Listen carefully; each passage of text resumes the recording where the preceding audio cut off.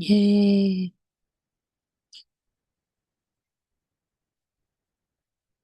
Only the light of awareness.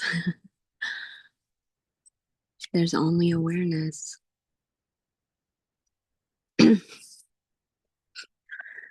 This is your awareness right now. The sound of this voice is your awareness. And awareness is God. Awareness is yourself, self-aware. And that's all there is. There's just pure awareness, pure tasting. You are the supreme perceiver, perceiving yourself as sound, as sensation.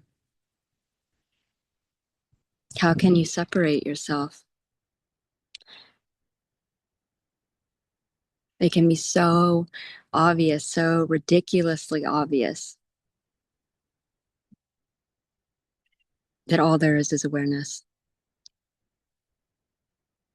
I mean, try to find outside of your awareness right now.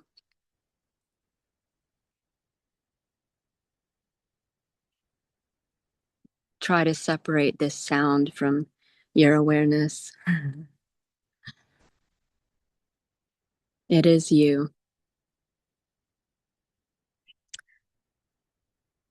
You're the triad: perceiver, perception, perceived, cognizer, cognition, cognized. The observer and the observed are one awareness.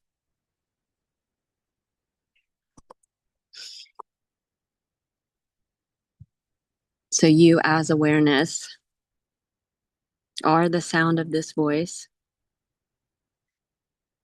the perceived words in the face on the screen, and are the hearing of it.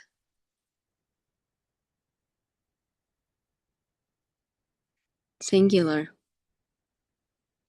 not two. So the observed is the observer. This is your awareness right now, immediately, timelessly, eternal, immortal, never changes, never goes anywhere. And like a screen at the movie theater, you're tasting and sampling the fleeting lights flickering on the screen of yourself superimposed. But you don't cling, you don't attach, you're just tasting, tasting the transient experience. And right now, just have a thought, any thought, and try to hold on to it. Try to grasp it. You can't. It disappears. It's ephemeral. So all of these experiences that you as awareness are modulating yourself as to taste yourself are appearing and disappearing, and you always remain. You are the primordial ground. You never go away. And notice how these words and sounds are going away, but you remain. You remain untouched, unstained, just pristine, clean slate. So you're the screen of awareness from which this beautiful, phenomenal play that you're projecting is superimposed. You're the substratum. And you remain unstained, unaffected,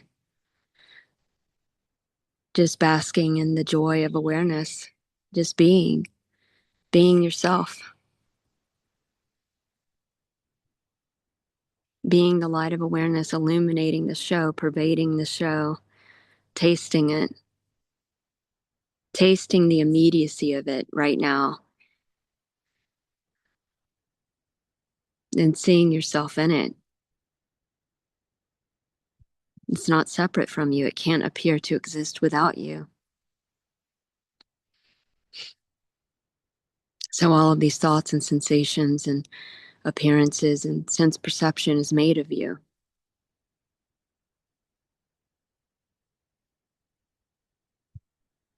Self-aware. And self-awareness is independent freedom. You see yourself clearly, that you're the eternal, immortal, infinite awareness that doesn't have a form, that never dies, independent and free of experience, but tasting it for fun.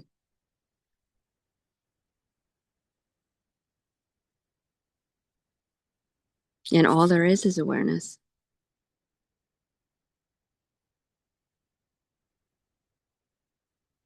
You can never be separate from anything. It's all yourself as awareness. And it can be so obvious. It can be stupid obvious and even logical and common sense and ordinary and just like, oh my God, I can't believe I didn't question that. That's what happened here. I was just like, oh my God, this is so obvious that all of this is awareness, impersonal, infinite, unlimited awareness. And without a thought, it's so obvious. There's no distinguishing. There's no objects. There's just pure subjectivity. But that's just, the unquestioning or the concealment is just part of the fun of manifestation. Because as God, in order for you to manifest something, you have to appear to conceal your infinite potential and appear to limit or narrow your focus like an aperture on a camera that blurs out the rest of the scene in order for you to appear to manifest. And then you dissolve back into yourself, reabsorb as empty potential. And then you can either conceal by giving yourself a new train of thought to be distracted by, or you can reveal yourself in that silent gap between two thoughts where you're just aware of being aware and you reveal yourself. So we create and reveal ourselves all day, and we can keep ourselves distracted with the new train of thought, or we can just rest in our being as awareness and stay uncloaked, unclothed. And it's inevitable. There's no being helpless. There's just consciousness that's already self-aware, inevitably waking up to itself. And it's already done right now.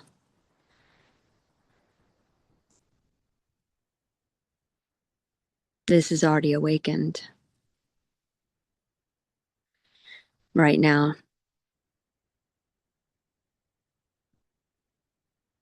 And there can be a habitual doubt, a habitual thought that comes up that says, well, it can't be that easy. It can't be already awakened. And that which is aware of that thought is already awakened and is prior to that thought and is the source of that thought. So by witnessing that thought, you dissolve it back into yourself as the whole, the totality. By being aware of that thought without resistance, without arguing with it or reacting to it, you just absorb it back into yourself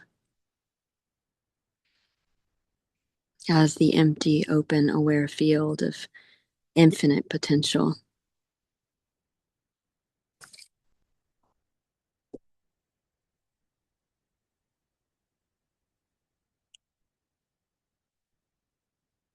Nothing exists outside of yourself as awareness, which makes sense.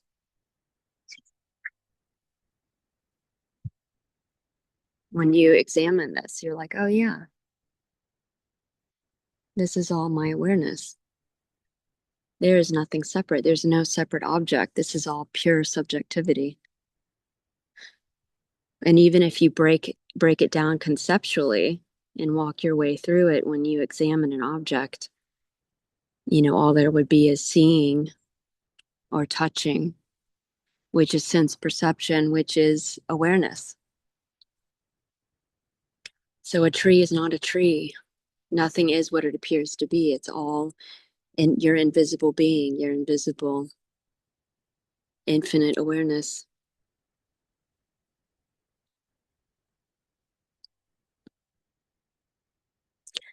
And it's so beautiful to see how you're making everything look unique and distinguishable from being awareness vibrating within yourself as these unique vibrations, qualities.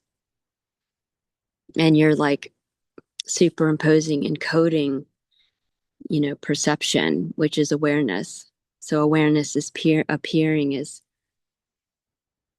information, encoding through negation what things are. Like a tree is only a tree in reference to what it's not, And then on top of that, as awareness looking at itself through a unique perspective, you encode the perspective even further with, conditioning and personality qualities, and I like this or I don't, or that's my favorite color, or so you make everything appear unique to yourself, and that's how you appear manifest in your own mind. This is all the infinite mind, infinite awareness. And look at how intimate this is, that all there is yourself as awareness.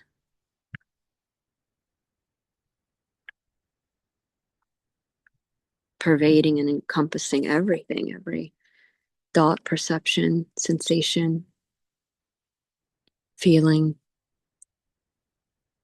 It's all yourself as God.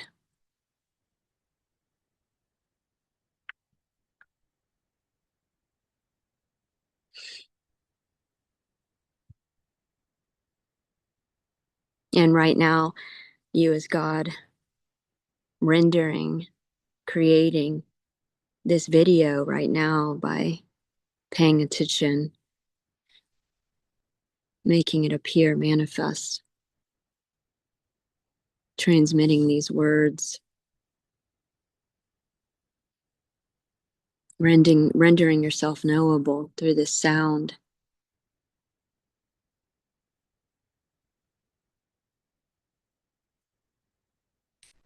Appearing to yourself as a perceived icon on the screen of awareness, which is already awakened, just tasting the sounds and the qualities and the flavors.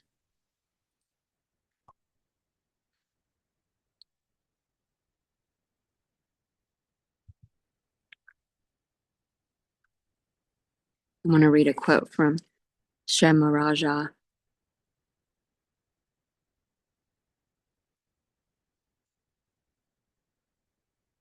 Shaivism. Awareness is the only cause of any object or aspect of reality, because anything separate from the light of awareness would, by definition, be unperceivable and therefore cannot be said to exist. That can be so obvious, and it's just like, wow.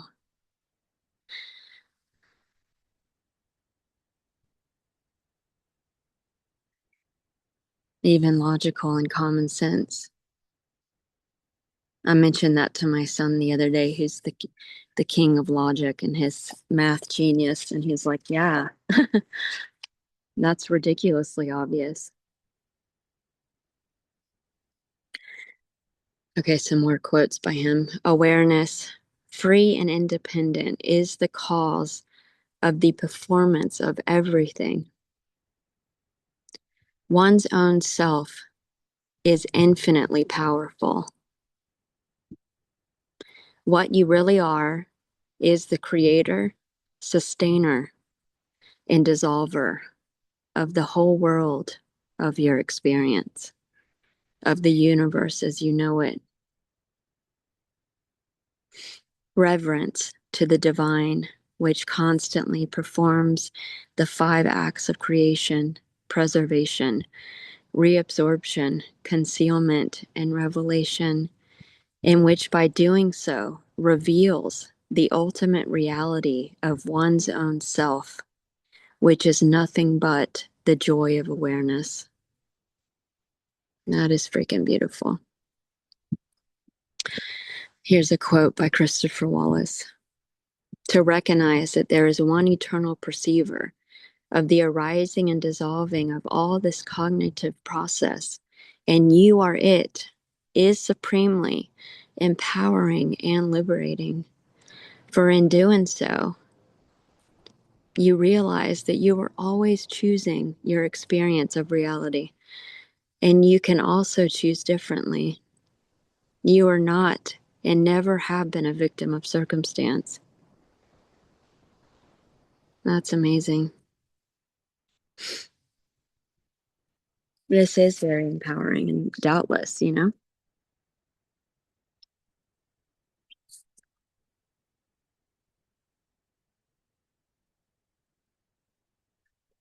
So devouring every experience with your presence, with full attention, being the perceiving, tasting itself. You are the primordial cognizer, the supreme perceiver.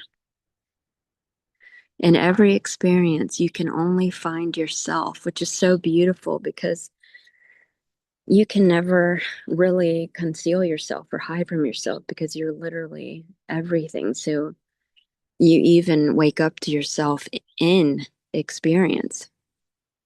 It's not just the gaps between creating and reabsorption, you know, when you're after you have a train of thought or you're paying attention to something, you're immediately creating it anew from your empty potential. Um,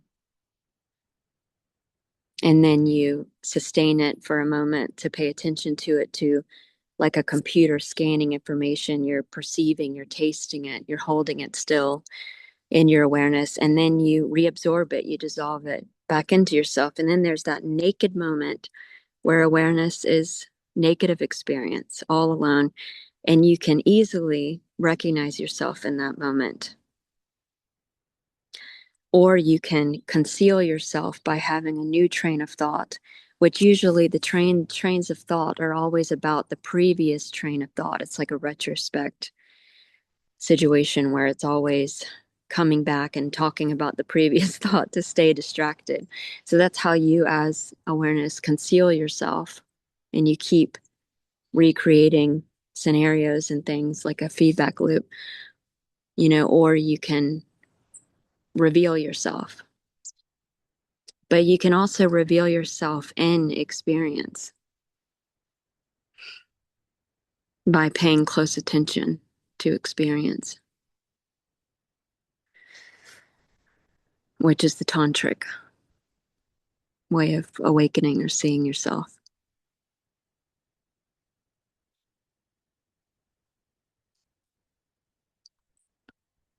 So hiding in plain sight by being everything, because you're indistinguishable. Everything is your awareness, and your awareness is God. Your awareness is yourself. So everything you're perceiving is your awareness. So of course you can see yourself in what you're perceiving. You're the supreme shapeshifter, creating and dissolving universes all day.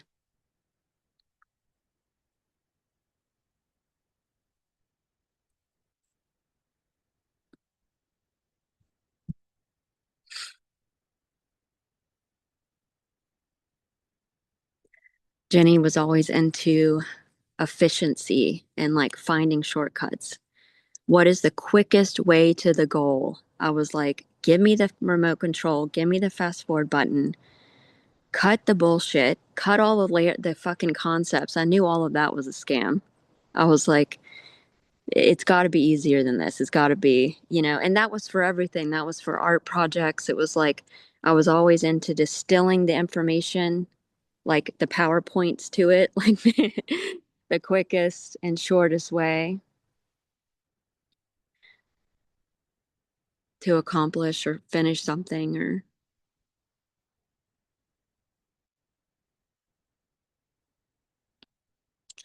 and how fun that after 6 years of seeking, I figured out the quickest and shortest way is to literally do nothing.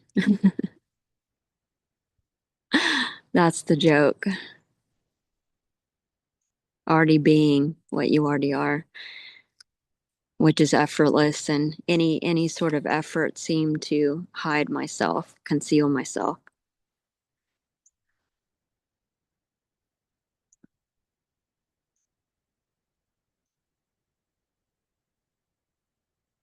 So that's the you can't attain what you already are. It's just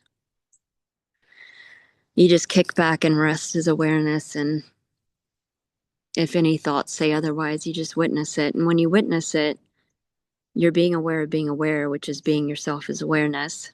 And then you can see that you're prior to the thought, you're the source of the thought. And then you just firmly establish yourself without falling for your own scams with entertaining the ideas or things to do, because there's literally nothing to do.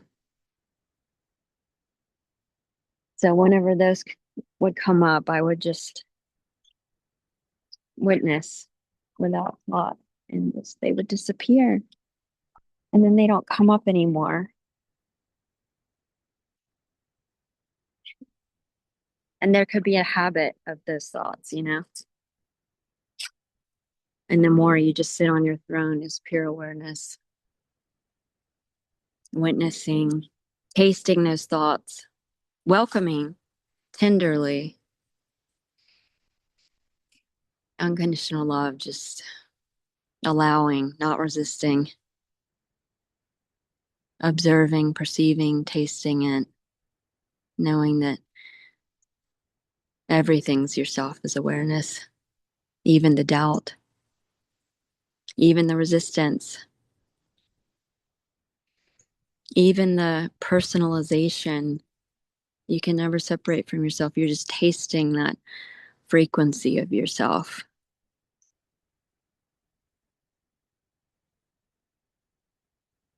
Because everything is contained within you, every possible potential. You've never separated. You can never be separate. So even welcoming or saying namaste to the me, to the personalization, to the resistance, say, come here, I love you, you're welcome. All of that is the same as witnessing, is the same as being aware of being aware. It's just seeing everything as your divine being. Nothing separate, nothing to resist. And that's what neutralizes everything.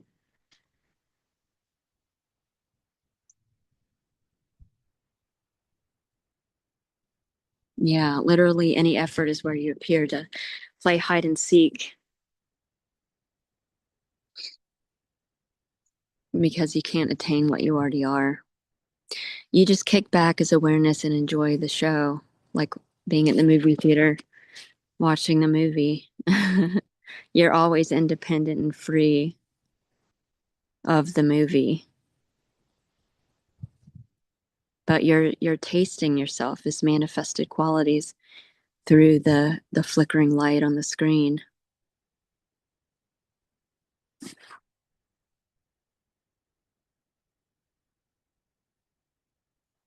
Yeah, so doing nothing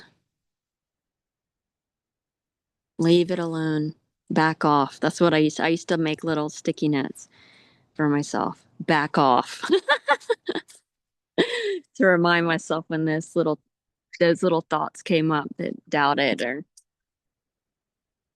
and it reminded me of my best friend Bubbles. She had a dog named Lilu that she trained.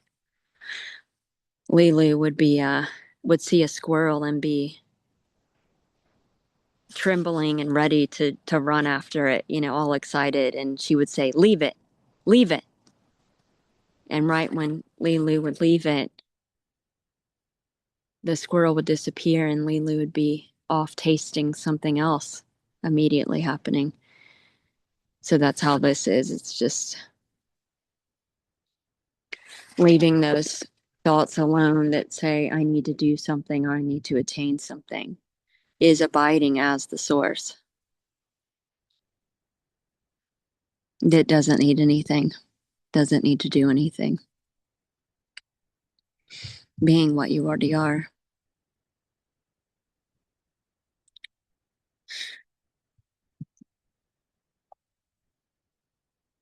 And so you're the awareness that's aware of the seeking. You're the awareness that's aware of the character, the name, the shape, the awareness that's prior to the personality. So you were aware before you were aware of the personality because you're eternal. You're the one that imagined the avatar. And you're the one observing the avatar, tasting the sensation of it prior to it, the source of it, tasting yourself through it, pervading it. You're what it's made of. So you never go away. You're the ground of being, tasting this sensory experience. So you are the awareness that's aware of the thought that awakening needs to be exotic or it needs to be a certain way or I need to feel oneness all the time.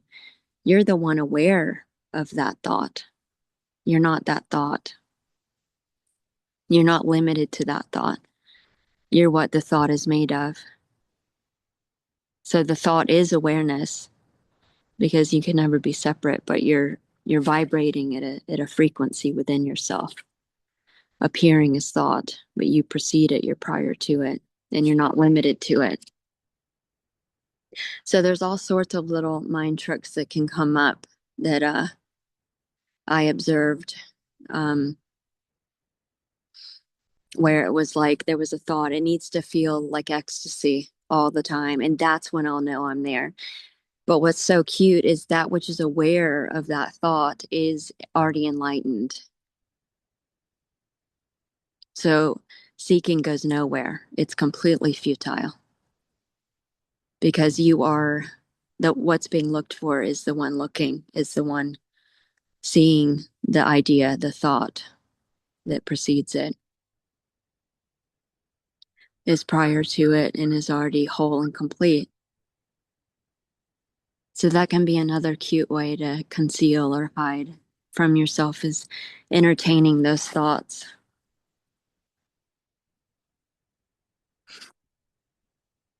That it needs to be a kundalini, it needs to explode out of my crown chakra and teleport me to another dimension. There's all sorts of cute thoughts that come up. And what's aware of that thought? What is there without a thought?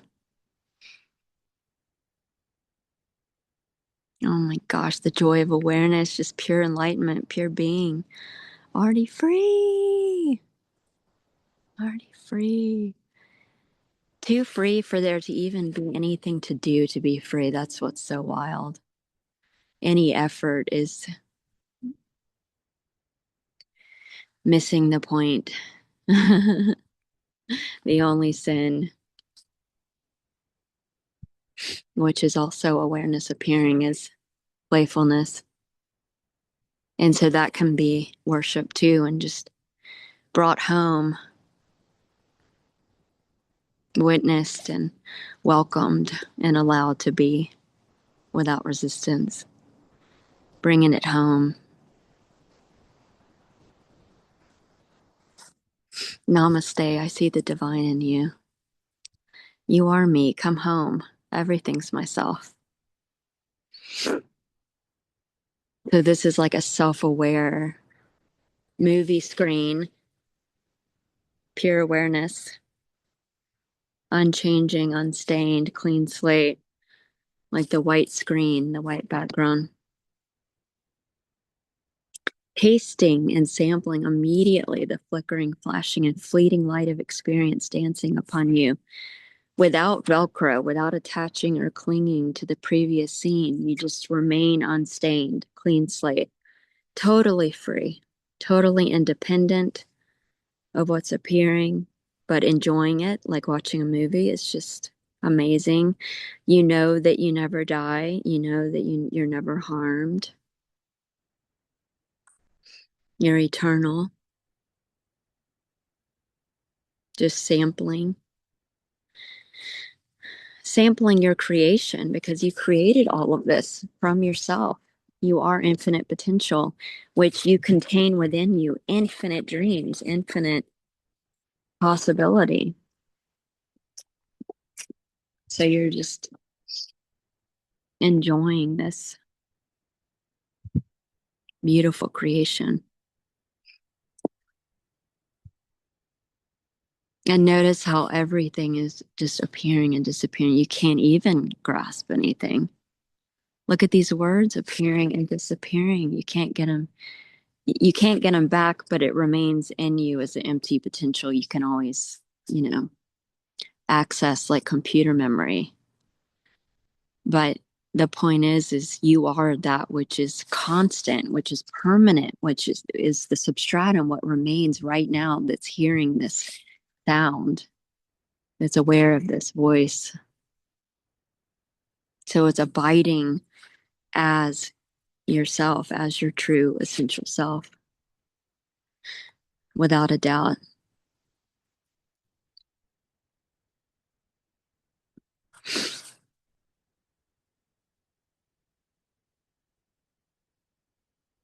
So it's not clinging to any of it. It's sampling and immediately tasting the flickering scenes, like riding a wave, riding the ebb and flow, the expansion and contraction, because you as the source have to contract to create, just like the analogy of childbirth. It's squeezing that births the child, you know?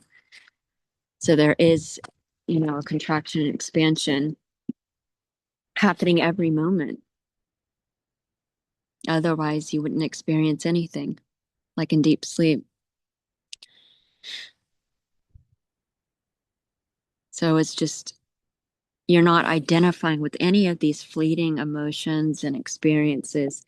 You're identifying as the pure, immortal, infinite awareness that never dies.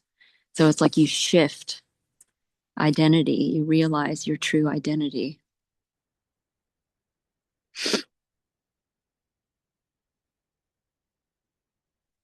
And to dream anything or to create anything, you first conceal.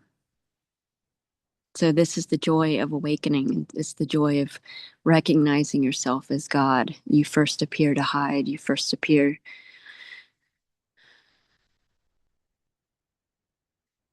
to localize yourself in your own imagination.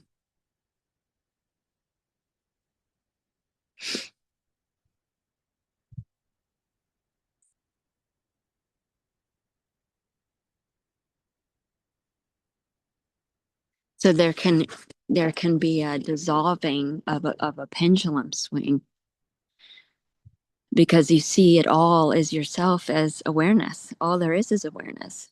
There never has been separation. So even if there was personalization, that's yourself as God concealing yourself. So then there can be seeing that, and you're like, wow, I'm the author of the 5 acts. I'm all of it. There's nothing to resist. So who cares if there's a little bit of concealing, or who cares if there's a moment where I think I'm the actor on the screen? And that is what relaxes everything. You really come home to yourself. You're like, oh my God, I'm literally everything. I was literally the scam. I was literally appearing as all of it. So then there's no resistance to it. It's all allowed. And what happens when it's all allowed? It's all one. It's all one. And it doesn't go unseen. You stay revealed to yourself. But one of the pendulum swings is like where you're like, oh, I'm feeling so much clarity. I'm feeling so much peace and oneness right now with everything. And then you attach to that. And you're like, it has to stay that way. That's resistance.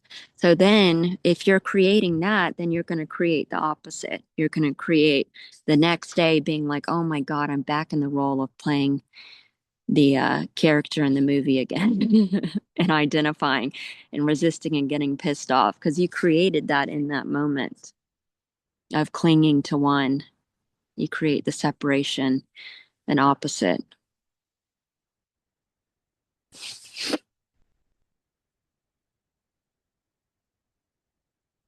That's because you, as pure awareness, prior to experience, you're getting wrapped up and identified with the activity of thinking and perceiving, and you're still identifying. So then there's that there's like that clinging to it needs to feel a certain way, it needs to feel like ecstasy, it needs to always feel a certain way. When you're constantly, the screen of awareness is tasting ephemeral, constantly changing information, just constantly shifting. So then you become a good surfer, which is an analogy of this, which I love how as God, we put all the symbols in our imagination to wake us up from the dream. But like the surfer that stays on the wave, riding the ebb and flow with non-resistance, just tasting all the waves. And when you're non-resistant to the wave, you recede back into yourself. It's the sea, is the whole.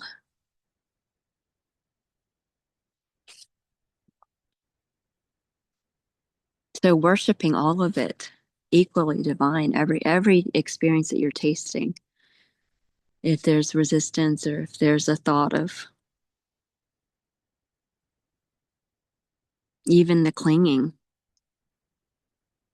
namaste, worshiping everything is being one with it. There is no separation. And so it dissolves and it's not resisted, so it doesn't come up anymore. Because when you're one with your experience, when it's just pure experiencing without subject object, there's no experiencer or experienced. It's like it's the triad devours itself. Just like if you worship pain and you welcome it and you're aware of it without resistance, it can feel like ecstasy or pleasure because you know it's yourself as God, as pure awareness. There's no physical object, there's no opposing force, there's no outside cause. You are the only cause. You are the only one.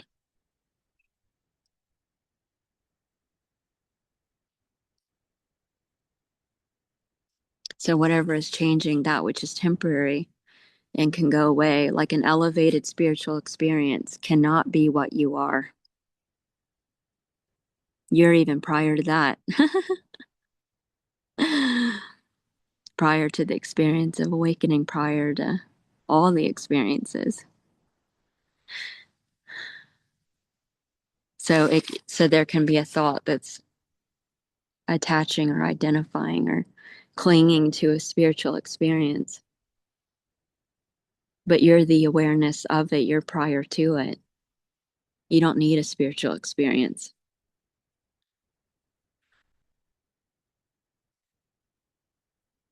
You're prior to everything. Nothing can appear to exist without you. You're the source.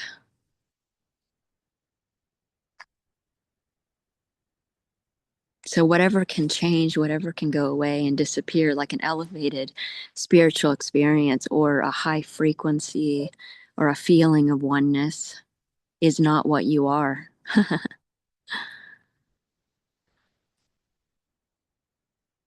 You're the substratum, the screen tasting and sampling those fleeting experiences.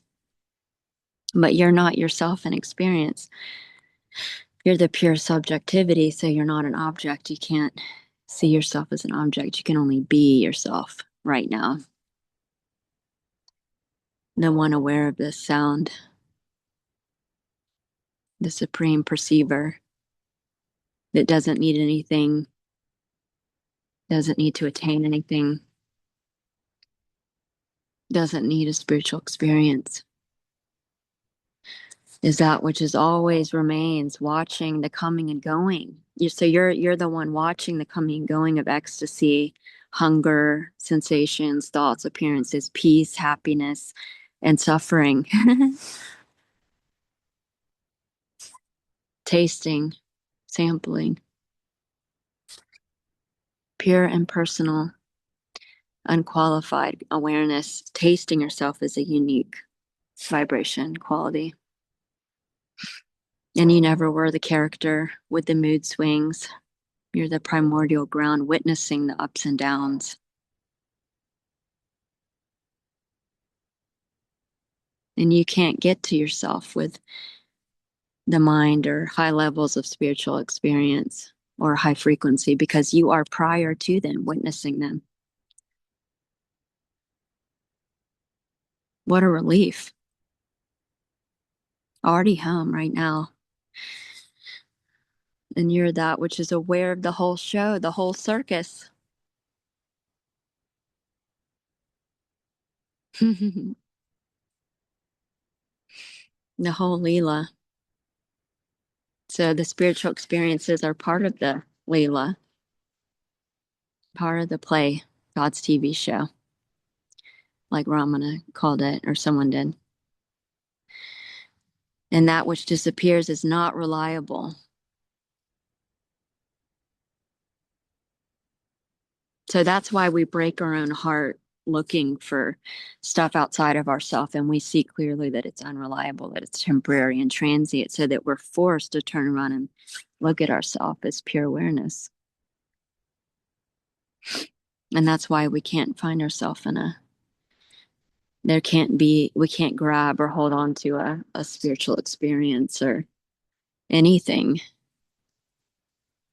So this is divinely orchestrated and purposeful so that we as pure awareness turn around and look at ourselves. We see that the fleeting is unreliable.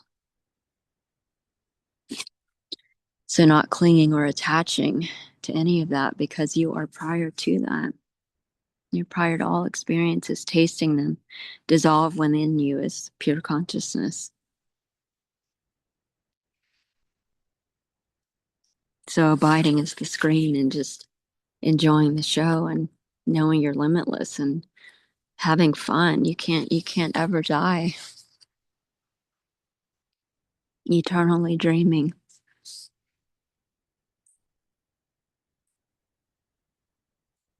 And anytime you attach or want anything or need anything, you're temporarily tasting that quality of the illusion of a separate self. So that's why you just stay on your throne as awareness. You are that which is aware of that experience, that which is prior to it, temporarily tasting it.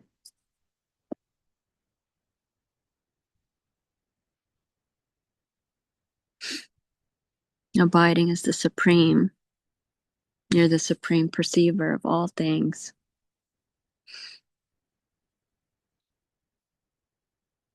Which doesn't need anything.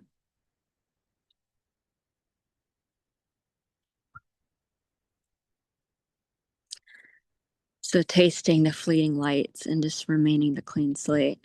Literally nothing happened before this. There's no time. So there's no time for a path or a process. So even 6 years of seeking is right now.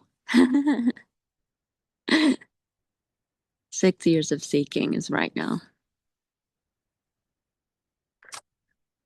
Right now is always the opportunity to see yourself, because right now is all there is. Eternity, pure awareness.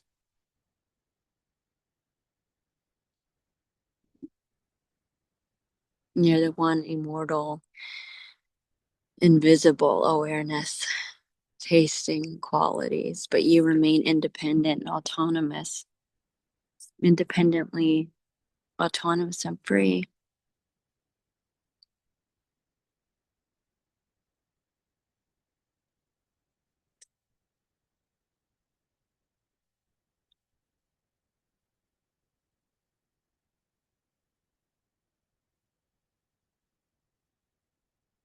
So it's, yeah,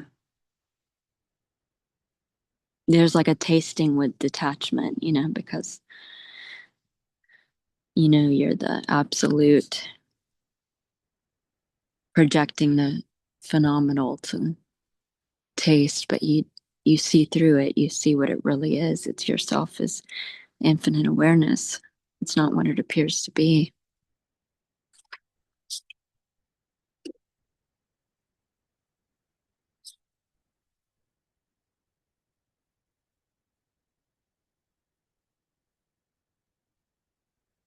So someone called and said that they're feeling super one with everything, and they're like, oh my God, it feels so good. It feels so good. It's just totally clarified right now. It's totally clarified. And I was like, okay, perfect, but don't cling on to that right now. Do not grasp onto that. You are the one prior to it. You're aware of it. You're the awareness. Tasting yourself is that quality. And while you're at it, go ahead right now, while you're feeling this high frequency,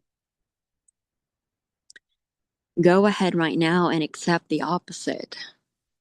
Accept a pendulum swing right now, where you fall back on the ground and are trying to scrape yourself up like a pancake with a spatula, trying to find yourself again. Go ahead and make love to that right now. Integrate it whole, because you're the author of all of it.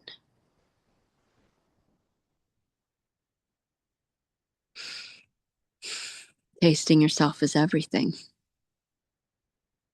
So don't put that on a pedestal. Don't cling on to this experience of feeling oneness.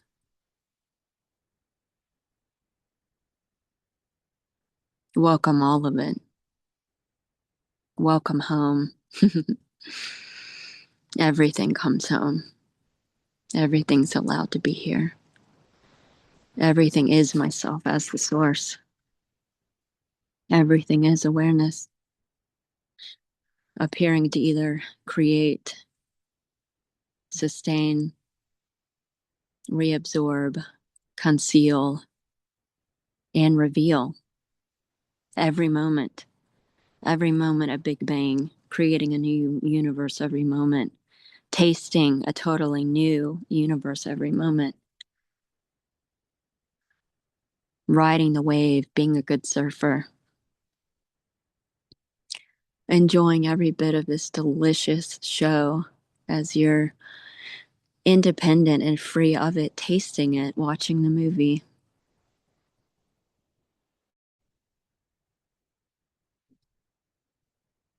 This completely neutralizes everything. You remain neutral. So whether you're feeling totally clarified and one with everything, or you're concentrating on cooking dinner, whatever's appearing is immutable awareness, can never separate. It's all included.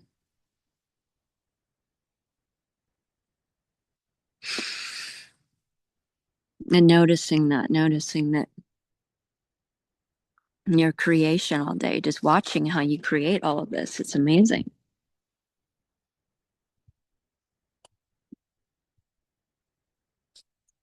And look around you. Look at everything you're rendering.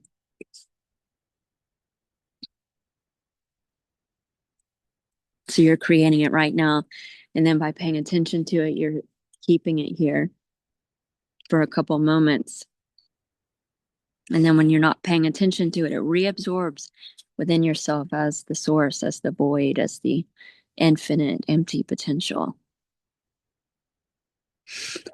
Unmanifest goes back to being unmanifest within you as pure consciousness. But it remains as like computer memory, so you can access it in any time, which means nothing dies. Information doesn't die. It's like a library within yourself.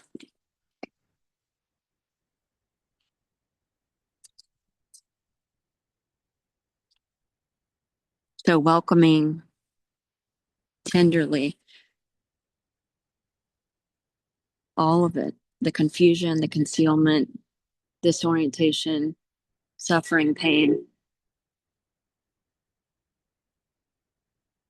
anything you resist or push away, just you can bring it home with open arms, neutralizing all of it.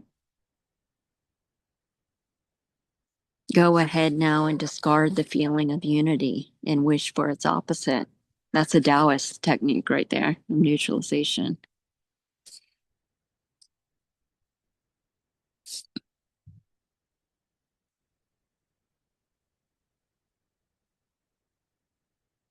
Any fears arising, immediately devour it, taste it, be aware without thought, witness, allow it to be there, and it dissolves within you immediately. But when you resist it, you keep it there. And it knocks on the door until you let it in to come home.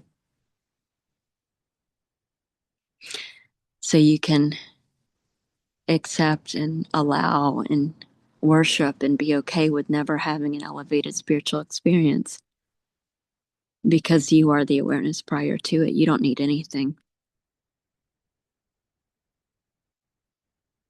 Remaining the master, remaining the source of the universe. And it's funny how obsessing over a spiritual experience that happened in 2012 is the same as obsessing over the dream you had last night and claiming you won't be whole and complete again until you have that same dream again. That's what I was doing. You are the consciousness observing the dreams, appearing and disappearing. You don't need a dreamed experience to be whole. So, not putting any experience on a pedestal, not wanting anything. It's amazing how when you don't want anything, you have everything.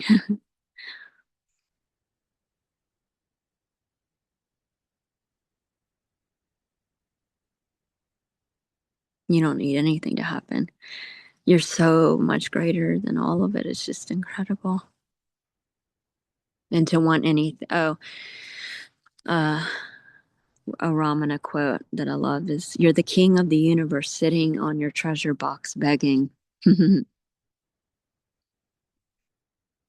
So by getting off the throne and entertaining those thoughts or fighting those thoughts is the illusion of the separate self that once you witness it, once you stay on your throne, it disappears. It doesn't come up anymore. So nothing needs to be fixed, healed, or shifted. You're the source of all of the mischief. So watching the mind, watch it, have the habit of trying to work things out. Because that's how you cover yourself up or conceal yourself, is with constantly creating new or entertaining new trains of thoughts. Because you'll have one train of thought where you create it, you sustain it, trying to, focusing on the information of it, and then it disappears within you as the source. And then you appear to conceal yourself again by arguing with it, coming up with new trains of thoughts to refer to that train of thought. And any idea of I need to do something, there's something to attain, I need to get rid of these things first. That's unending. That's the futility. So by witnessing, staying on your throne, it dissolves. It's too easy. It's effortless. That's the problem. It's too easy.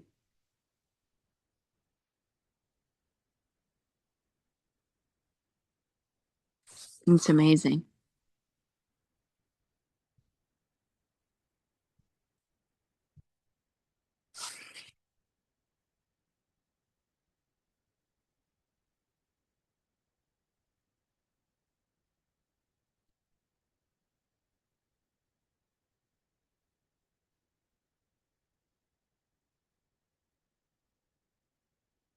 So you can watch the mind try to attach to things and claim that there's a story or things to work out. You just watch it. And that watching it brings it home. Because that's you as awareness, being aware, and being unconditionally loving mother that just brings everything home.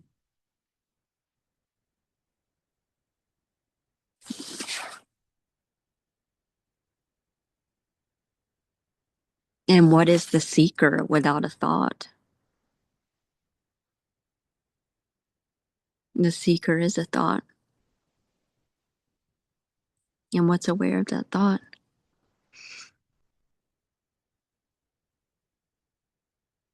The thought. We can chat or sorry, I just rambled for so long and I'm freezing. I'm like shivering. This whole time I've been shivering, but I couldn't move.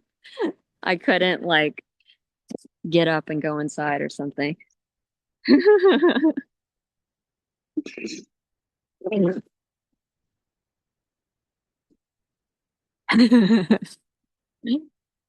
Yay.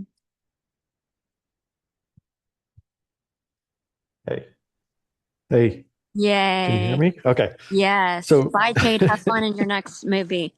Your next movie scene. She says she's gone to another meeting.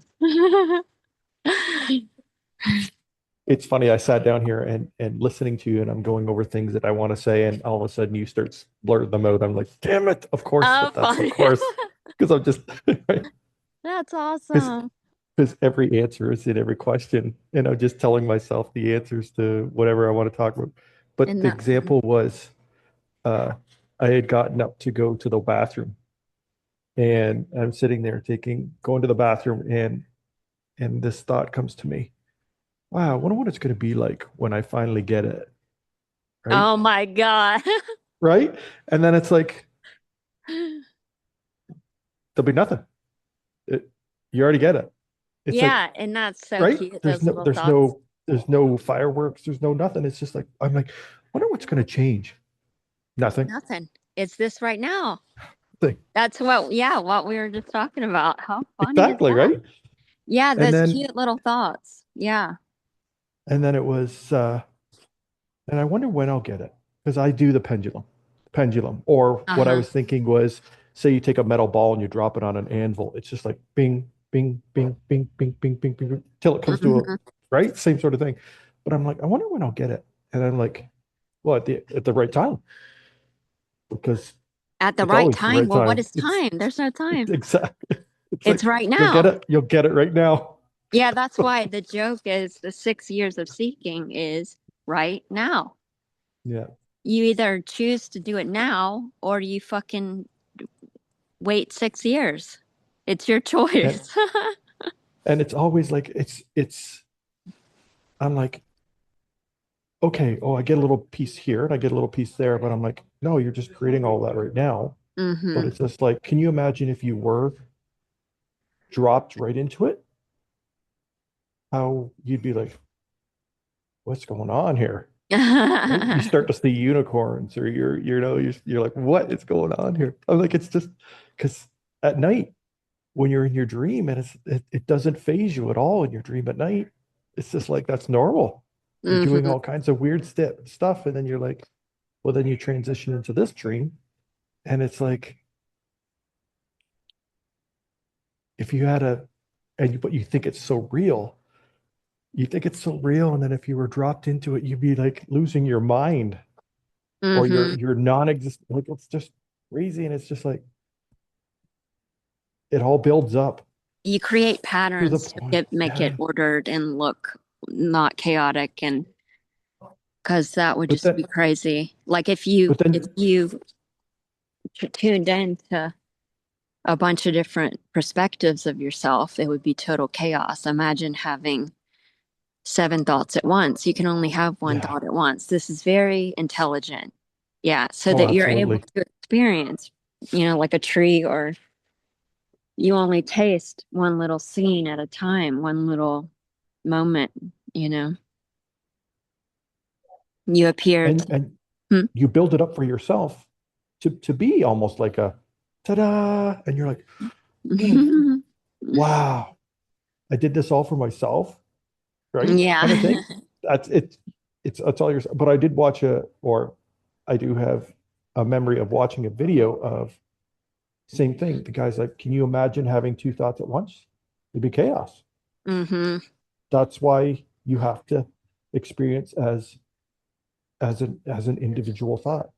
Yeah, when you're creating something like a tree, you're like honing in, focusing Focused. Yeah. yeah, like an aperture on a camera, you're like zooming in and you're blurring out the other Everything else is infinite, there. Exactly. It's all infinite there. potential of yourself. Yeah.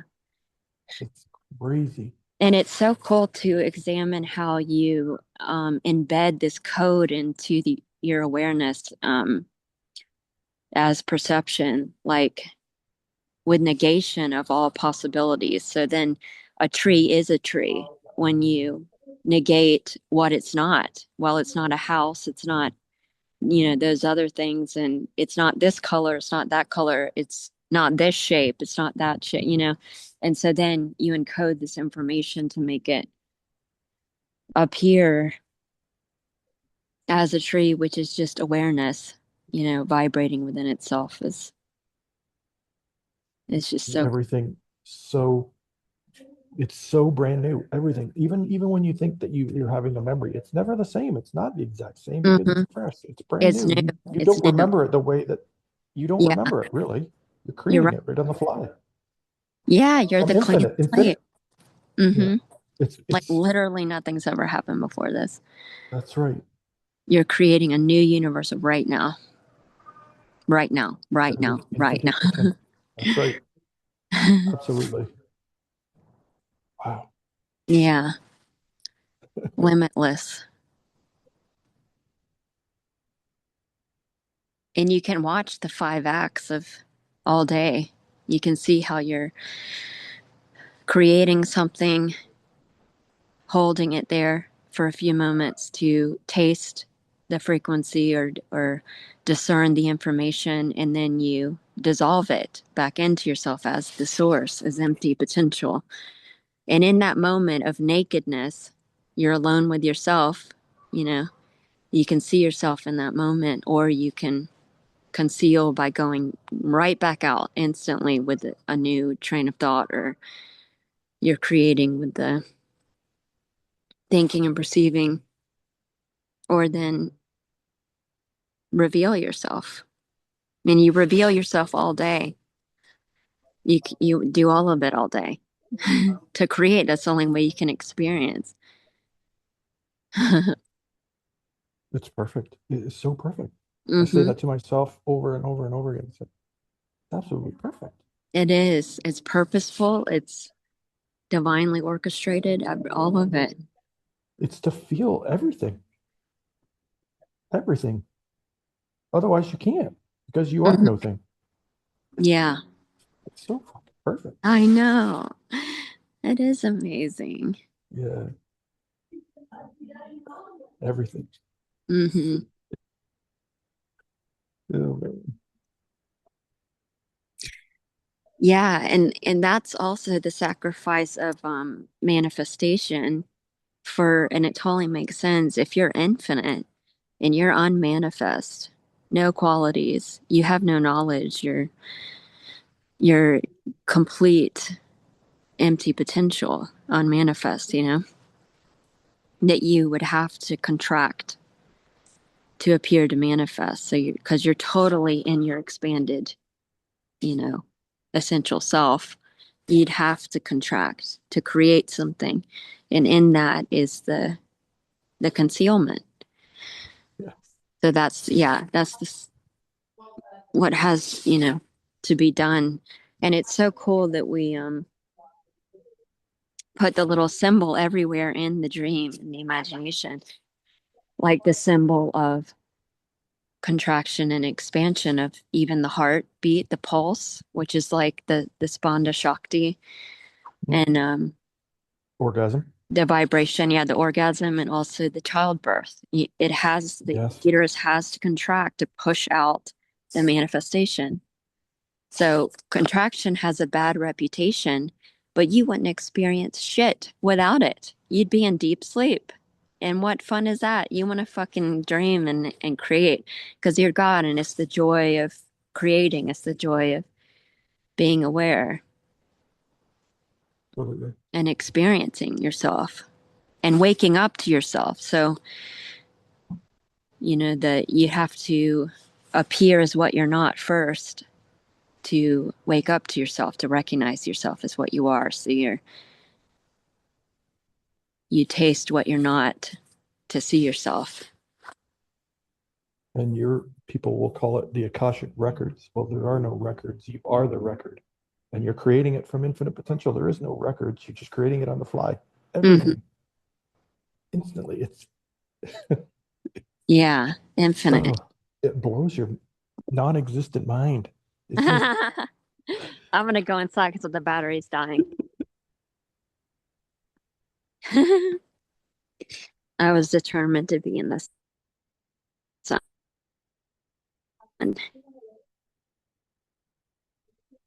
It's the joy of awareness. That's all there is.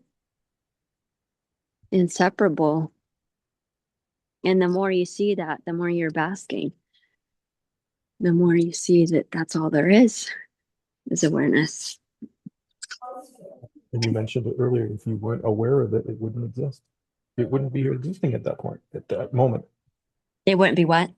It wouldn't be existing at that moment if you weren't aware of it. It doesn't exist. It doesn't Yeah. exist if you're not aware of it at that moment. Yeah, because Because you're creating it. you You're dissolve animating it. exactly with your awareness. So you're pervading and everything's made of you. It's all yourself and not what it appears to be, which is so amazing.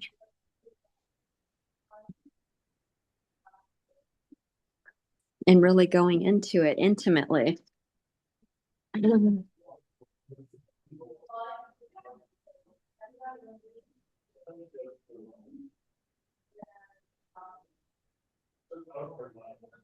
So cool.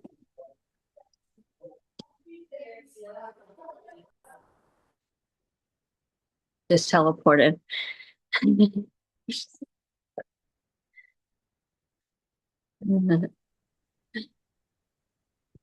Hey, Grace. Habibi. How's it going? So good. So I'm hearing two expressions here, contraction and resistance, which is I thought in my mind they sounded same. Yeah, because what you resistance is that illusion of separating it, saying no to this experience. It can't be this. It's got to be something else, which is seeking, which is suffering.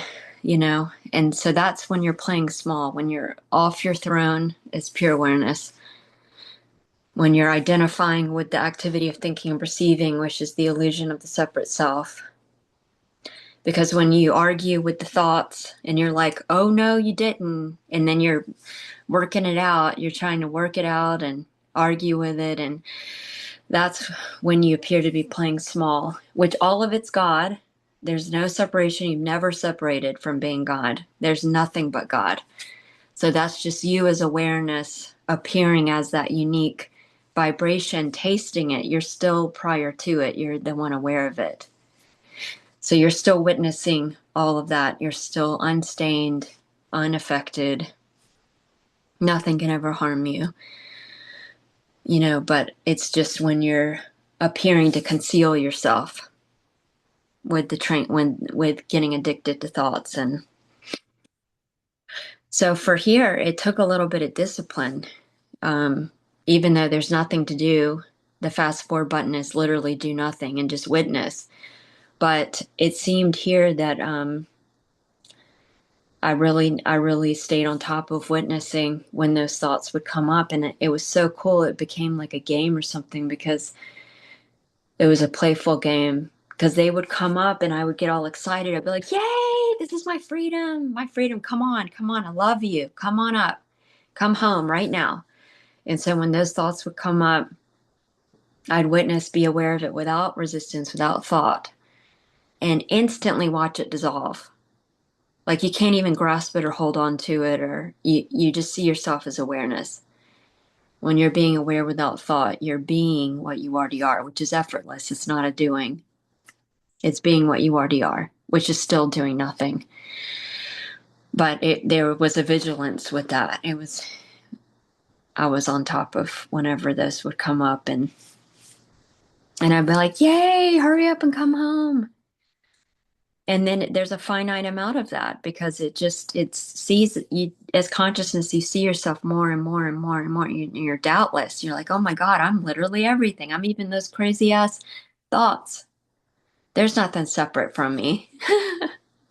So there's nothing to resist, you know? When you make love to everything and everything's welcome and there's no resistance. And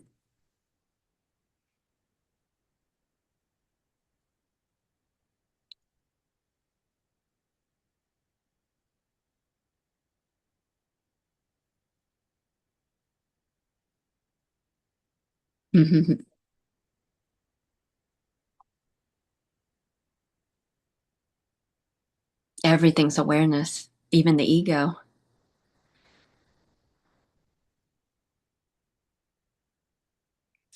Tasting awareness, your awareness, tasting yourself is the unique quality, that vibration within you. And nothing's outside of your awareness, so everything is awareness. And if awareness is the substratum, it's the cause. It's the cause of everything.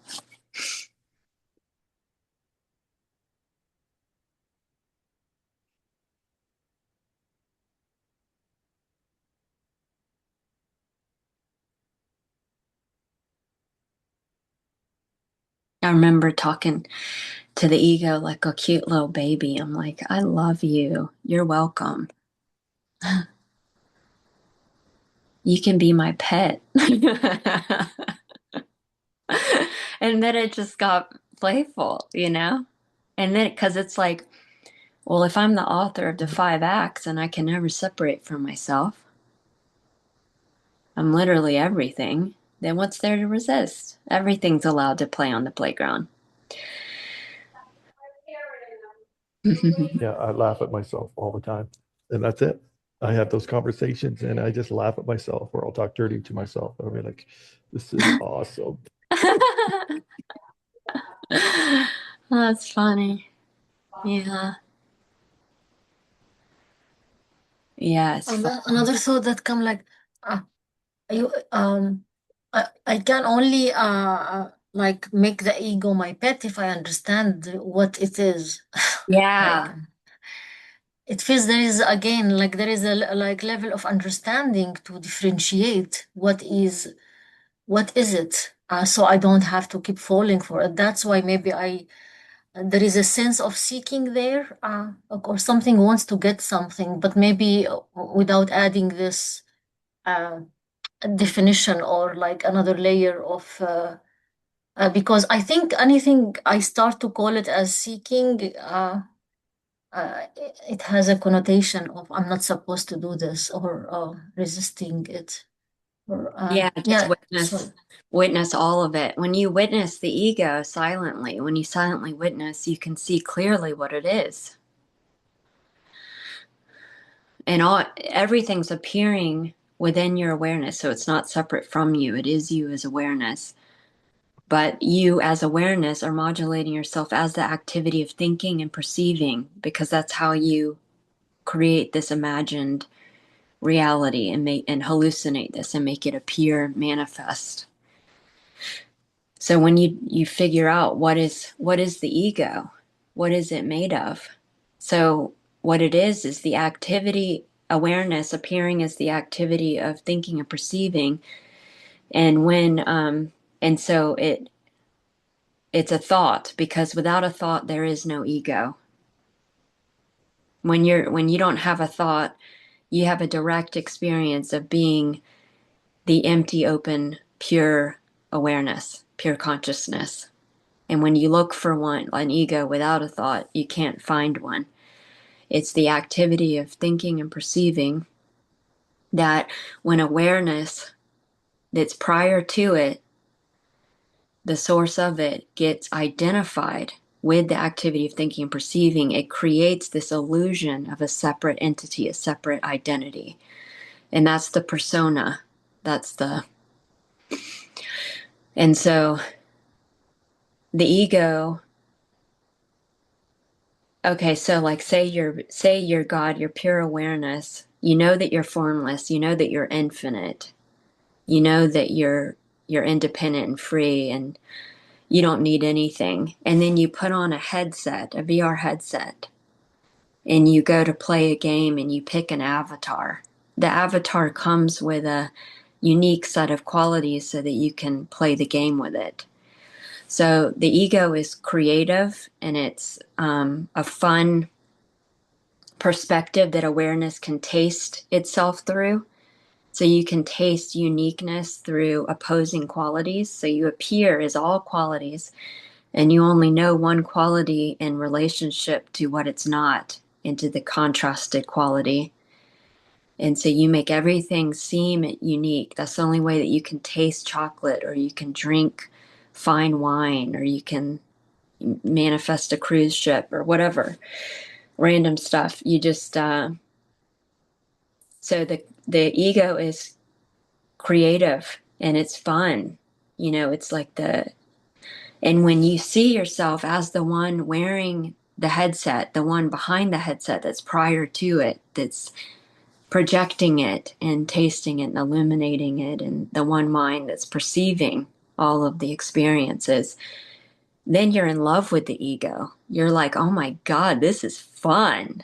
I can taste this uniqueness through these characteristics and these qualities that I, as infinite awareness, infinite potential, are appearing as. And it's not separate from me, so it's not the bad guy anymore. When it was being resisted is because awareness got distracted with activity, concealing with the new trains of thought, and was identifying as being limited to or bound by a thought or a perception, a sensation, a feeling. When you appear to limit yourself is when there appears to be an illusory separate self. But there never is separation, because that's still you as awareness appearing as that, you know? That's when the most authentic you comes out. Yeah. Because then you uncage, you basically you get out of the cage where the door's already open. It's like you're free. Mhm. You're absolutely free. Yeah, the ego's free to play and express, and the Mhm. character, the personality, things that you didn't know about the personality will come out, because it's not inhibited anymore. It's not filtered. So it gets wild and free and kind of amplified in a way too. Like it can be more dramatic or more whatever. Absolutely. Yeah, it's like its highest expression. It's high because it was appeared to be squashed down or when you were identifying with it or limit or thinking you were limited to it, which is the point of it's purposeful. The reason why that happens is because consciousness wants to wake up to itself. And if it wasn't unpleasant, then you wouldn't force yourself to turn back around and look at yourself. So that's why you falling for your end scam or concealing yourself. Yeah, I love when you said that Comfortable. we break our own hearts to Yeah. turn to turn. That was amazing. Because I'm like, Yeah. holy crap, yes. It's so beautiful. Isn't that beautiful? Yeah. Yeah, We abandon ourself first of all as awareness. Like we forget yeah, ourselves as awareness that's totally independent and free and eternal. And then by searching outside for ourselves in the object of awareness that we've manifested or created, we intentionally encode in that a total unreliable disappointment. And when we abandon ourselves, everyone abandons us so that we're forced to turn around and look for ourselves again, to yeah. inquire, who am I really? What is it that's aware of this experience? What am I? It's exactly what happened to me. Mm-hmm. Exactly. To the Yeah. like that. You can't write it any more perfect. It's a Yeah. perfect movie. It's a perfect dream. It's a perfect thought. It's That's exactly how it happened. Mm-hmm. I finally got fed up with being looking outside of me for the love that I thought that I deserved, and I just cried out for help, saying, "Who am I?" Yeah. And one word came to mind, or a thought. It was just God. That's Yay. it. That was it. That's It's so beautiful. fucking perfect, man. It is so perfect. It's purposeful Yes. because it's inevitable that consciousness wakes up to itself. This was the whole point of it. Always come back home. Yeah. Yeah. Always. It's the Ouroboros. Mhm. You come back to yourself, or the infinity sign. You're always Yeah. coming back to yourself. Yeah. Everything.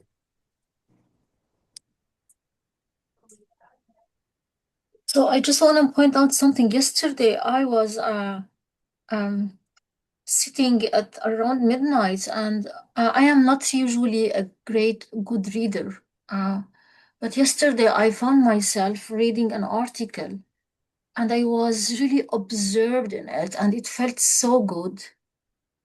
And there was nothing like, oh no, and there was the mind involved in understanding the article and pausing every now and then, like somehow organizing the thoughts, thinking about the thoughts, whatever. There was no sense of struggling, or thinking was delicious. And suddenly Yeah. there was a thought that, oh, I'm not supposed to think. I don't know. This is another spiritual trap that I keep getting. Like there is something wrong with thinking, that we are not like don't I don't know. I need really to to expose this. Like Yeah. this, yeah, it's something. Yeah.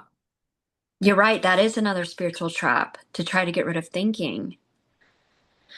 Yeah, because you, as pure awareness, are modulating yourself as the activity of thinking to manifest with. This is how you create. This is how you.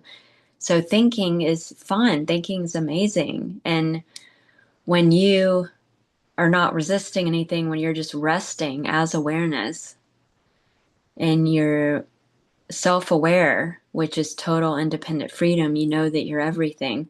Thoughts can taste delicious, where you can feel yourself as the infinite and in the thought. You see everything as the divine. So the only trap it happens when I suddenly identify with one of those thoughts, Yeah. or it becomes identity crisis, and Yeah. I am in the battle uh, ground, rather than I am holding this, or like yeah, Yeah. or yeah. Well, the trick is when you witness that habit, when you witness the mind doing that, you see that you are prior to the mind. You're the source of the mind. So as long as you witness this tricks coming up, then you stay the master. You stay the source. I mean, you already are the source no matter what. Even if you get off and entertain that, you're still, Yeah. you know, I mean, it was actually, it felt like enlightening experience for me to good. notice Yeah, good. notice That's that I am great. enjoying the thoughts. Why there was, I even noticed that there is that always conclusion in the mind that thoughts are not good. I'm supposed to like to eliminate the thoughts. And even like, because I like, even when you says many times, witness without thought, like so the mind jumps in right about, like, there is something wrong about thoughts, like, Oh yeah. yeah, as if like thought is like somehow is now associated automatically with sin. Like Mm-hmm.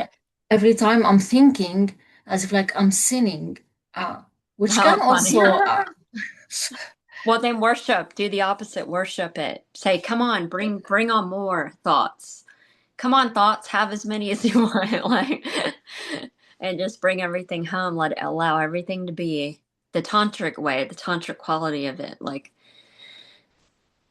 even when you have a thought right now, you just have a thought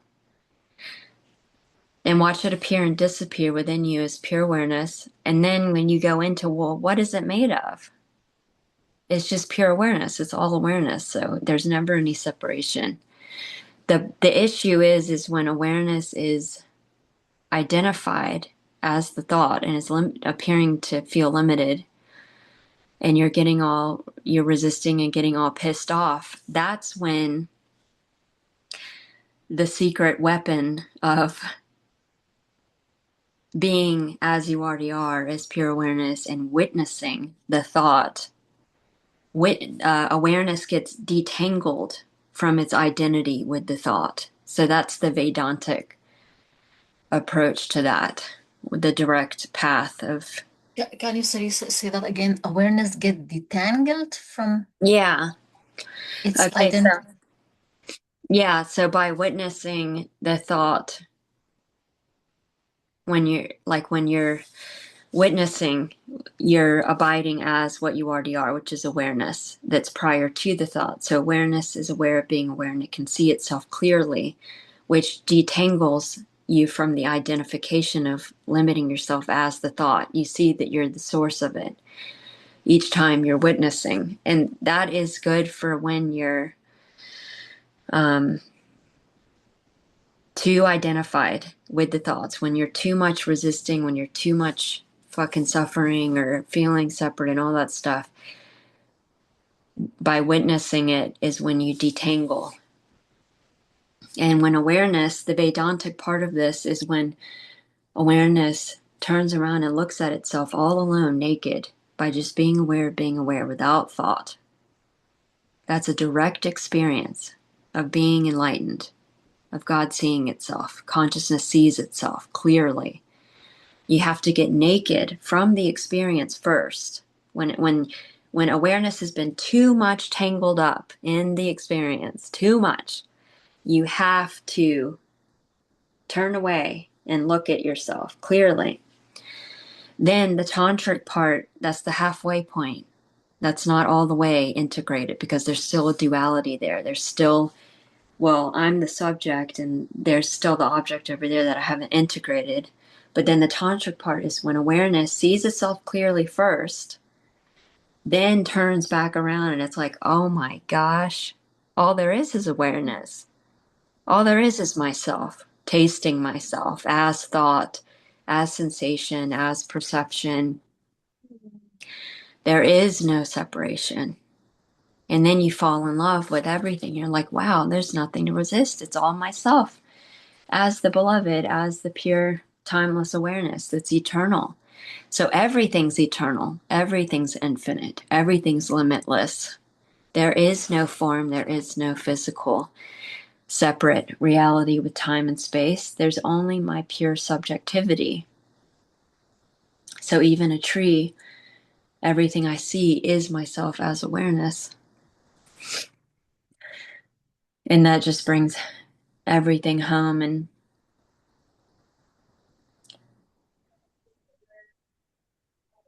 There was a quote that I heard or someone say the other day, or whatever, Mhm. that infinity is not expansive, it's unlimited. Well, Yeah. it's like it's unbound. You know what I mean? Like it's Yeah. not infinity. When you don't think of infinity, it doesn't even exist. It's Hmm. not expansive. It's not this thing that takes up, like if you You're look right. to the universe, that you think, oh man, the universe is so expansive. No, Hmm. it's just unlimited. It's unbound. You're right. It's everything. And it doesn't, it, it's nothing.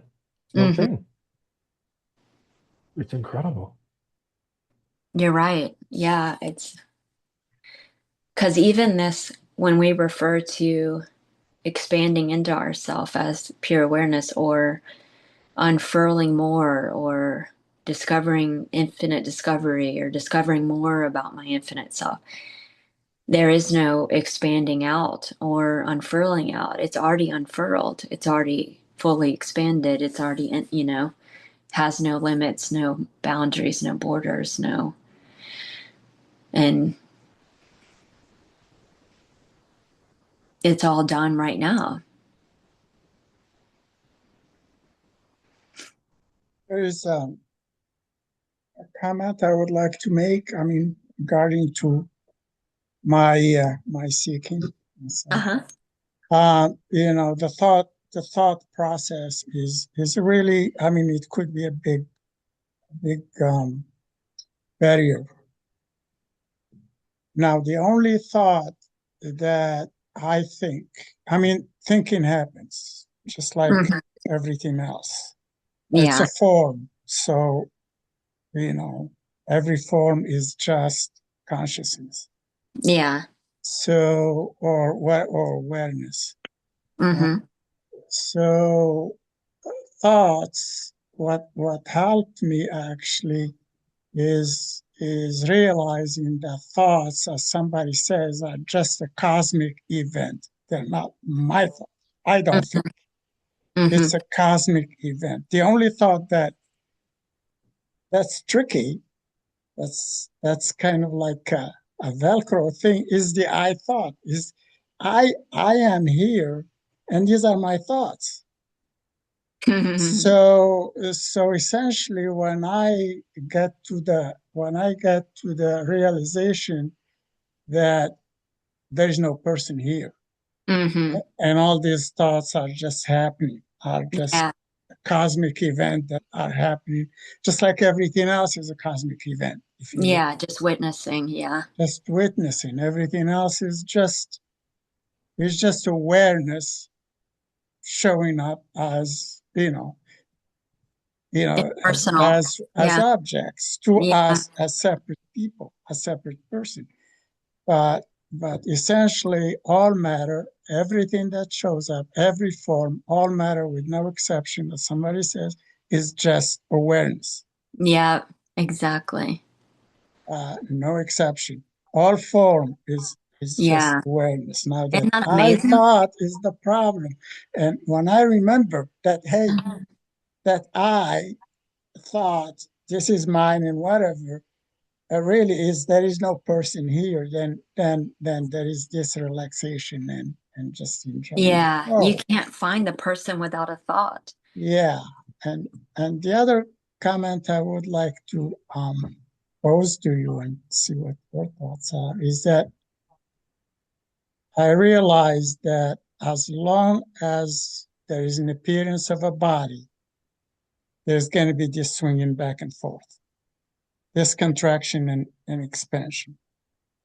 Because as you said, awareness wants to be aware of itself, and Yeah. therefore it kind of like separates itself willingly, if you will, Hmm. Hmm. to a different personality or wherever to observe itself. Hmm. Given that, that means that what we see as a show has to, I mean, if there is no body, the body obviously is also awareness, is an appearance, Mm-hmm. right? Just Yeah. like a tree, or it's an appearance, just a form. Yeah. Yeah. I mean, it looks to us as, oh, this is mine, and I. No, it's also same as a table. It's an Yeah. appearance. Exactly. Yeah, but for some reason, and that's the paradox, it needs to survive. It needs, and therefore, You have to pay attention to it. Yeah. yeah, it needs to survive, and therefore it cannot, by definition, have access to reality as it is all at once. It's otherwise it'll be overwhelmed by awareness and in all its modulations. It'll be too much for it that the body doesn't know how to survive in the world. So it's like there is a gate. You said that before. You said there is a thought, one thought at a time. Mm-hmm. That's all we could handle. Mm-hmm. Cannot handle anymore because this body needs to survive. This body is. Yeah, what's so interesting though is so you're the awareness prior to the body, aware of the body. So you don't even actually need a body, which is you're not dependent on anything. You're completely independent. You don't even need a body. This is just for fun. Kind of like picking a VR headset avatar, to play the game or to have something to be aware of. But the body disappears all day long when you're not paying attention to it. When you're rendering something else, the body dissolves, disappears, goes back into empty potential, doesn't exist until you pay attention to it again. Then you make it appear again. And then you abstract and fill in the gaps to make it appear continuous, like you've kept it. So it appears smooth, like a flowing movie.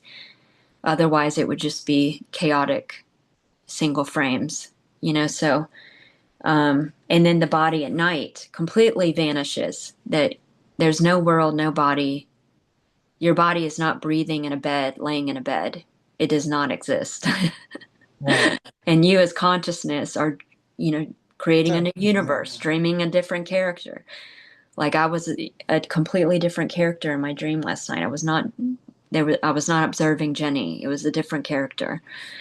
So then the waking dream, when you assume, attend, and intend, you render it again. You render the body, and you superimpose the limitations onto the body from your limited beliefs. Like, if you assume that it's a physical form in time, then you superimpose aging and limitations and stuff on it. But you can actually change all of that. It's all infinite. It's limitless. Because, like you said before, the body is not even a body. It's not a physical matter. It's awareness. Can you hear me? Yeah. Okay, my now my picture went black. I have Oh, funny. You okay. you disappeared and was yourself as deep sleep, empty potential. Yeah, yeah. That's that. You are exactly right. And uh, the body is an appearance like everything else, and that Yeah. appearance goes, in and out depending on. I guess what I'm saying is what I'm wondering about is what happens when the body disappears altogether, where there is in terms of separation, when there is a clinical death of the body. Mm-hmm. What happens then? I mean, so in It other gets the words, there same. wouldn't be no Ginny talking to us right now, apparently, right? Well, okay, so there'd be just like all day when you're, rendering something, you're creating it, you hold it there, and then it reabsorbs back into yourself as the source is pure empty potential. So it would just be like that again, because you're always conscious, you're always aware, you're always pure consciousness, self-aware. So you would just be, you continuously, go through the 5 acts, of the creating and the dissolving and the reabsorption and the revealing. So you would just keep doing that. Just like when people have NDEs where the body completely flatlines, the brain is dead, the heart is dead, and consciousness is hovering over the body with all its memories, all of its information, and it realizes, oh my God, I never was in the body. I'm the pure awareness prior to the body that exists with or without a body. I don't even need a body. Yep, yep. I'm not even, I'm not limited to the body. I think Bernardo Castro said that, well, it's almost what you're saying, different words, that essentially your whatever, your feelings, your memories, your insights will be released, but they'll be there after the body is gone. They'll be there somehow. Oh They'll yeah, be, like a library of infinite information. yeah, that You contain all of that perhaps that information. everybody can have access to. Yeah. And to talk about the magical part of this too, By the way, can you see my picture? Because I can. How funny, I can see you. I'm just talking to a blank screen. Oh, cool. That's exactly what's going on. There's really nothing happening right now. Yeah, exactly. So to go into the magical part of this, which is what I love, Joel Goldstein was always talking about. He would be doing his lectures and he would say, some of you in this room will see my body be buried, die and be buried and have a funeral. And then some of you in this room will still be hanging out with me, talking, and we're all still alive. So actually, you can dream the character as long as you want, just like that's like a siddhi, where you live as the character. You can animate the character as long as you want because you have Immortal. the awareness. You're not the character, you're the awareness that can keep illuminating whatever you want. When you really are firmly established in your being as that immortal being that you are, you can see very clearly that nothing dies, nothing, all of that information is contained within you. So you can even bring people back from the dead. You can, this is all your dream is God. You can do anything. You can keep dreaming this character for thousands of years. You can, and just like Brent always talks about, there simultaneously have infinite versions. So there can be a version that died and you tasted that, or there can be a version that kept living thousands of years and was hanging out with other people that were living thousands of years. And then you access your mom or your dad that died, or you never die. Yeah. You Well, can't die. even the body doesn't die. It just Yeah. disintegrates, and It the doesn't even do that. atoms go somewhere else. Somebody else is Yeah. using them. So Yeah, and if you believe that there's a physical form, then you as awareness will superimpose onto the screen, the movie screen, a deteriorating body that even has an odor, but all of that is just perception, pure awareness, imagination. It's mental. It's a mental hallucination. It's not even real. And so when you realize that even the body can't die, then the body doesn't die. I just yeah, want to say, hey, Larby, there are yes. actual versions of us with hair. There are Brent versions. doesn't There's have hair there's either. versions. See, Yeah, there's versions of us right now that have a full mane of hair. I You could know. have, you could Yeah, have right. 80s. You could have You're like, a mohawk. You could have a whatever you want. I Anything you know. want. that is funny. Yeah, I was complaining to Brent on the phone or on text the other day that because I was supposed to call him and it was taking too long to dry my hair because it was a lion's mane and it's too thick. And he said, well, at least you have your. Exactly. Oh God. Okay. That's fun. And I've had dreams before where, like nighttime dreams, and I'm putting my hand through my hair, and I'm like, what is going on right now? Where is this hair coming from? I love it. And it's just, Aw. that's it. That's it. It's it's infinite potential. It's you can like I've sat this thought that I've sat for 2, 3 years on my couch, and I have a six pack these days. And I'm like, what am I doing to have a six pack? Because you think you have a six pack, so you have a six pack. And I'm like, I this know. is awesome. It's whatever you think. It's your dream. I've done that before too. It's like, Yeah. yeah,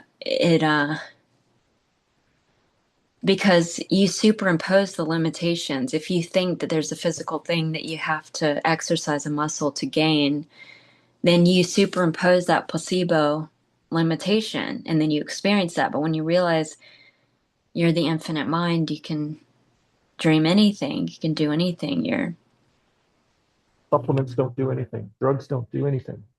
You're Nothing. the only cause, you're the only It's power. all mental. That's right. That's right. Everything is everything outside of you is just the dream. It has Mm-hmm. no effect on you. You're in control of it. Mm-hmm. It's crazy cool. So when we speak about all of that as mental hallucination, and we were speaking earlier about thought, and I feel now it's like there is curiosity here, like that keeps popping up, like what is thought? What is the thought? It's like many people, okay, like they speak about, okay, observe your thoughts or whatever, but I feel like when the thought is here, it's like another virtual reality. I don't know.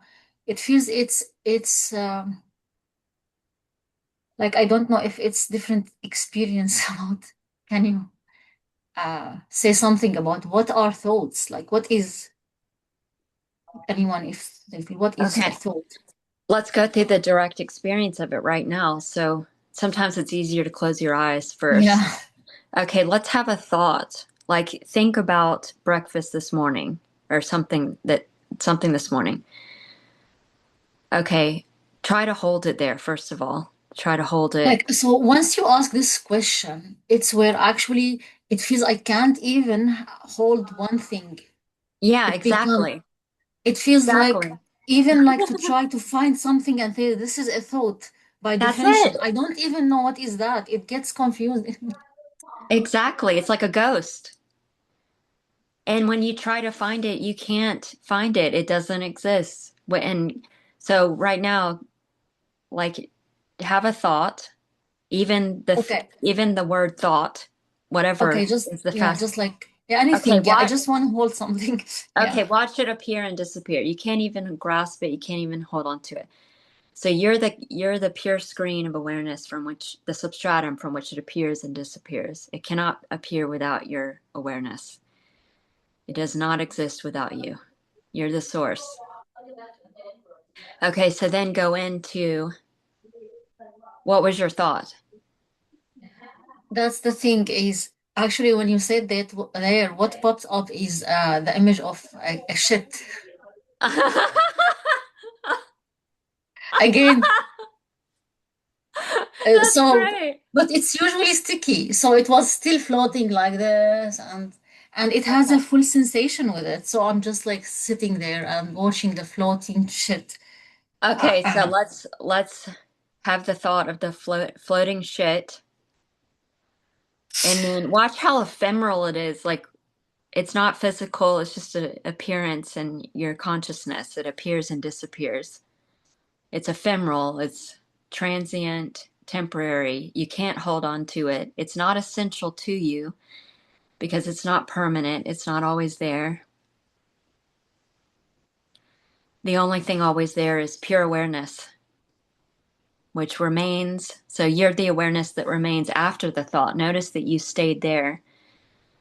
You still remained after the thought disappeared. So the thought is not essential to you. You don't need it. You're prior to it. And then let's investigate, what is the thought made of? Without a thought, what is the thought made of?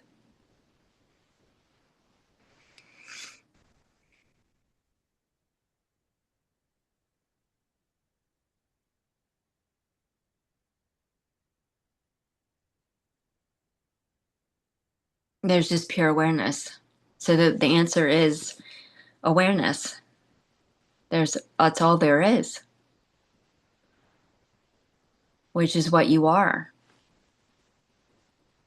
So everything you perceive is not what it appears to be. It's all awareness, self-aware, which is no thing. You're not an object. You're pure subjectivity, just tasting yourself as these unique vibrations so that you can experience, so you can make yourself appear, manifest to yourself. And so the thoughts are harmless. And they become beautiful too and fun when you see that all there is pure awareness, self-aware, making love to itself. You have fun with the thoughts. The thoughts can be fun because Yeah, they're, what I'm seeing, yeah. sorry, what I'm seeing is like a little child who is having, that game with the bubble when they create the bubbles, like Mm-hmm. they blow the bubbles. And I'm seeing these bubbles of the creations, which is like thoughts, and I'm trying to touch them, and then they disappear, and then I blow again, and there is another. And Yeah. it feels like, I like okay, that. That's beautiful. Just like the sky, the blue sky, you are the blue sky. You never leave, you never go away. But the passing clouds appear and disappear.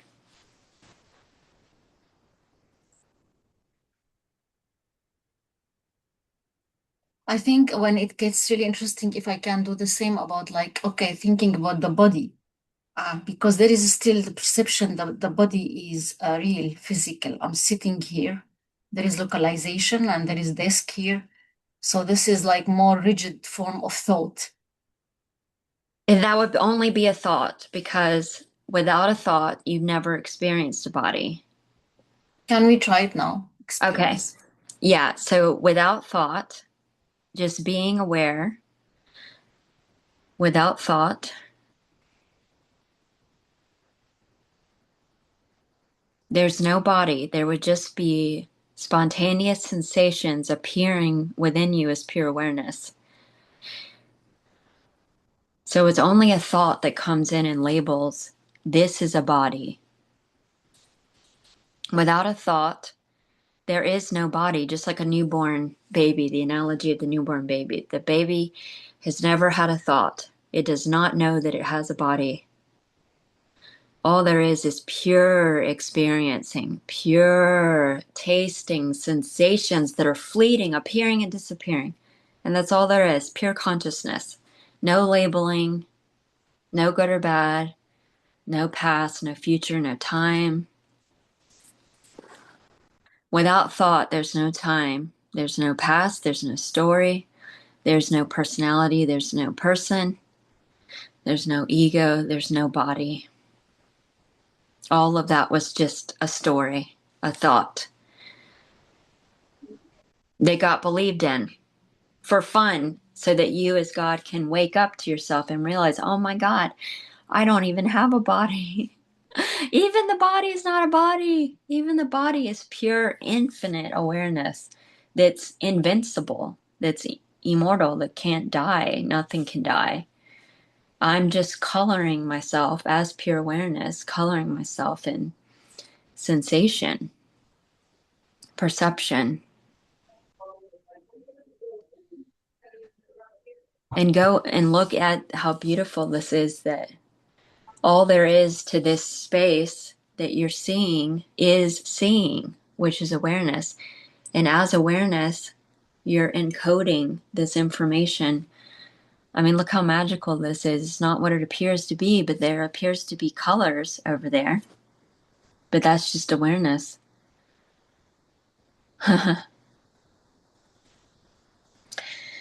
So not only do you encode the information, but with negation. So you have all information within you as pure consciousness. Like when you're discerning what an object is, awareness is appearing as perception and encoding information like it's not that color, it's not that shape, it's not that. And so it's accumulating all the information about the object from what it's not, and it makes it appear unique. Well, it's this shape and this color.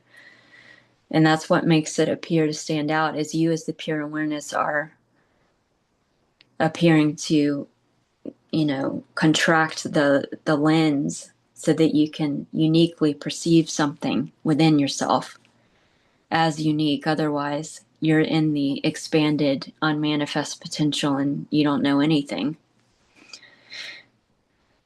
And not only do you do that, but then you taste yourself in this unique aperture with encoding conditioned qualities, like a illusory conditioned qualities. So this object is useful to me. I like it. It's my favorite color. This fits my personality. This is my taste. How unique is all of that? That's amazing. That's what makes this seem so unique and so beautiful. The body disappears a lot when you're watching movies or TV shows. You get Mm. so engrossed in what you're doing, and then all of a sudden you pop back out and you're like, holy shit. It's because it's taking up, you're so pinpointed on what's happening. You feel like you're actually in the movie and that's exactly what's happening. Mm-hmm. You're pulling yourself back, and now you're seeing a body that you're creating to Mm-hmm. keep yourself from knowing yourself, I guess. I don't know. It's just part of the illusion. Or Actually, watching sports, whatever. You get so into it, everything around you disappears. Mm-hmm. Yeah, so you can watch the lens contract. You can Yeah. watch that during the day. And when you know that you're the pure awareness, the author of the 5 acts, none of it bothers you. You're in love with this creativity, this fucking genius, infinite mind that you are, this intelligence. And it's fun to watch and examine. What were you going to say, Larry? oh no, I said, it's so experientially actually when I close my eyes, I can't tell the limits of my body. Yeah, It's just things happening in this, exactly. sensations and the pressure against the seat I'm sitting in and whatever. Yeah, it's just Yeah, no limits. you're right. We can, Grace wanted to do that. We can do that right now. We go and close your eyes and be aware without thought of the sensations, and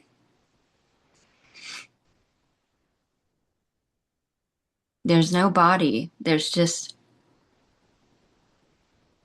consciousness. And then even if you examine where the body would begin or end or appear to have an edge, if you look for it, you can't find it. It's infinite. It's just infinite spaciousness,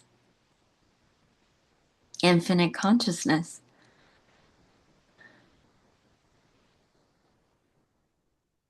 There is an image of a body. Once you say body, I see a body. No, I said without thought. I said go into your direct experience without thought, without image, without memory, just pure awareness.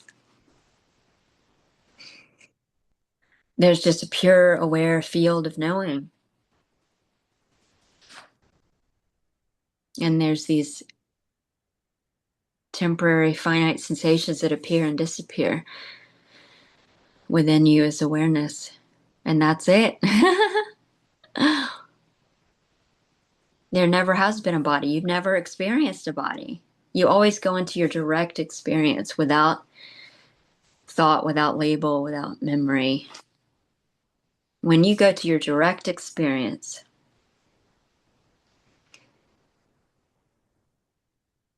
All there is enlightenment. All there is total liberation, total direct experience of God seeing itself.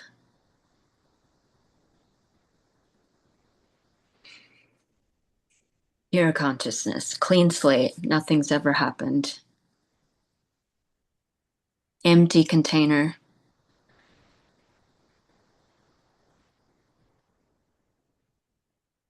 And then you realize nothing's actually happening. And the more you meditate on yourself as pure consciousness, pure being aware of being aware, the more it comes in the foreground. So it's like the screen in the movie theater is now in the foreground of the movie. So it's like it's obvious you're not moving, you're still, you're not going anywhere, you're just the ground, the primordial ground of being. You're the substratum. And everything that's appearing and disappearing is disappearing, and on you is the screen, like superimposed on you, but you're not attached or resisting or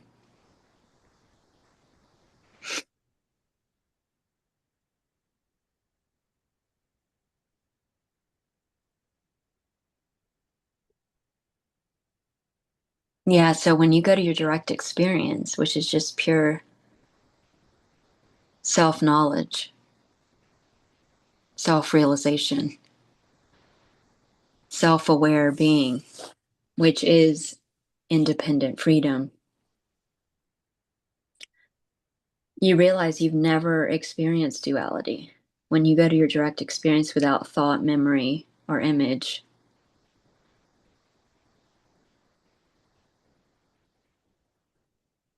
you've never experienced anything physical, you've never experienced a body, you've never experienced a world, you've never experienced separation. And how amazing, how obvious that can be.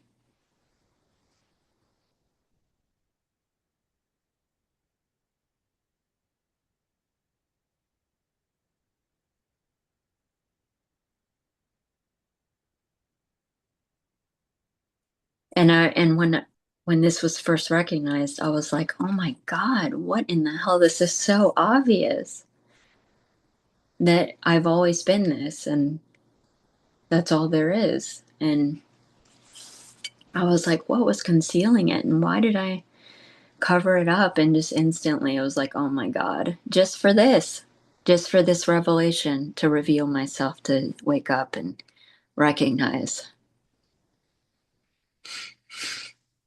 which is the beautiful love story.